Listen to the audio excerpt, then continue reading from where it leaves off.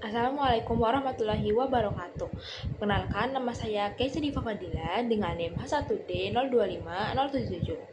Di sini saya akan menjelaskan kode yang diberikan oleh Mas Raden Dimas guna untuk perbaikan nilai responsif.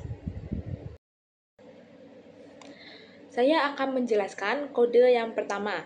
Yang pertama ada di baris pertama ada kode def function 1st. Baris ini digunakan untuk mendefinisikan sebuah fungsi bernama function yang menerima satu parameter, yaitu 1st. Parameter ini berisi list yang akan diproses. Selanjutnya ada baris kedua yang berisi result. Nah, variabel result ini dibuat sebagai list kosong. Nantinya setiap nilai boolean yang dihasilkan selama proses akan dimasukkan ke dalam list ini. Lalu selanjutnya ada baris ketiga yang berisi adalah sama dengan true. Variabel adalah akan diinisialisasi dengan nilai true. Variabel ini akan berubah-ubah tergantung apakah elemen tersebut ditemukan di dalam list. Lalu ada baris keempat, di sini berisi for i in 1st. Bagian ini bermaksud perulangan. Jadi setiap elemen dalam list 1st akan dibaca satu persatu dan disimpan sementara di dalam variabel i. Lalu di sini ada baris kelima dan kedua yang berisi if I sama dengan flick adalah sama dengan not adalah. Nah, di sini ini elemennya bakal diperiksa. Jadi elemen tersebut bernama flick, maka nilainya jadi adalah akan dibalik menggunakan not. Artinya true menjadi false dan false menjadi true. Lalu di baris ketujuh ada result and append. Nilai adalah yang sudah diperbarui kemudian dimasukkan ke dalam list result. Lalu di baris ke-8 ada fungsi yang mengembalikan list result berisi seluruh nilai true false yang dihasilkan selama iterasi. Nah, di sini aku manggil yaitu function A, B, flick, C, flick, dan itu ada D. Nah, hasil outputnya adalah true, true, false, false, true, true. Lalu aku akan menjelaskan kode yang kedua. Nah, di kode yang kedua ini baris pertamanya berisi def function sama name. Nah, baris ini mendefinisikan sebuah fungsi bernama function yang menerima satu parameter, yaitu name. Variable name diharapkan berisi sebuah string. Nah, di baris kedua ada variabel false yang berisi huruf vokal A, I, U, E, O. Variabel ini digunakan sebagai acuan untuk mengecek apakah karakter tertentu adalah huruf vokal. Lalu di baris ke-3 dan 4 ada if line name kurang dari 4, returnnya error. Jadi bagian ini memeriksa panjang string name. Jika panjangnya kurang dari 4 karakter, fungsi langsung mengembalikan string error. Artinya, input yang terlalu pendek tidak akan diproses lebih lanjut. Lalu ada baris ke-5 dan 6 yang berisi elif dan return. Kondisi kedua ini berjalan jika huruf pada indeks kedua bukan huruf vokal dan panjang string minimal 4 karakter. Jika syarat tersebut terpenuhi, fungsi mengembalikan 3 karakter pertama dari string name.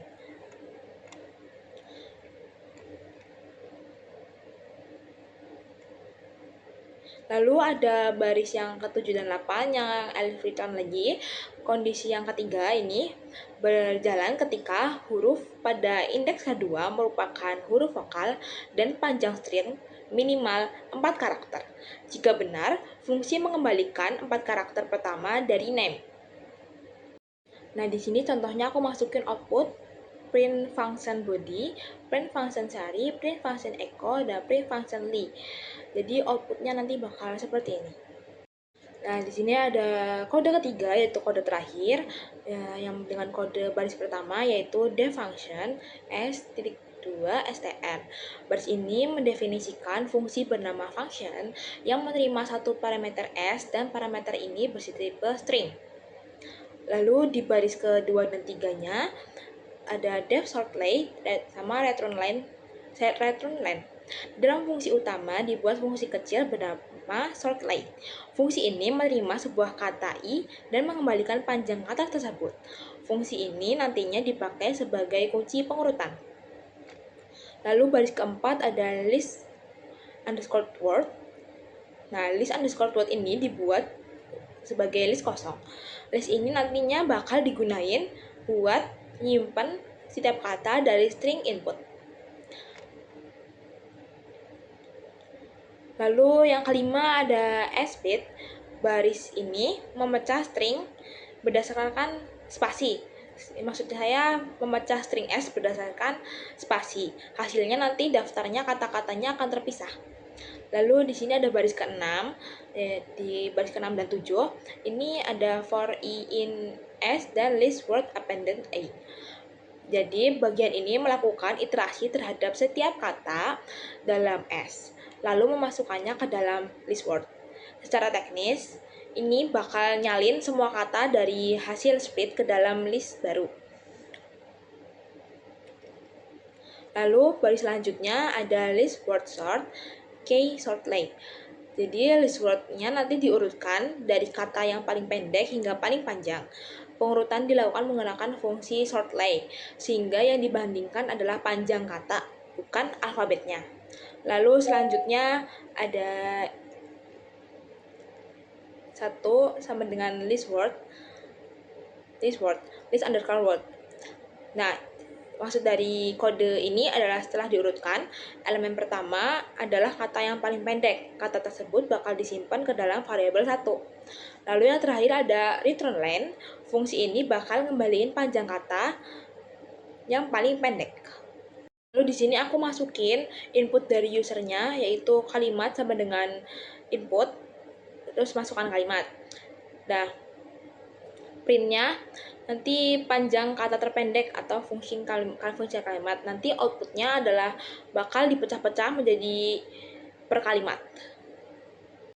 Sekian penjelasan dari saya, kurang lebihnya mohon maaf. Terima kasih. Wassalamualaikum warahmatullahi wabarakatuh.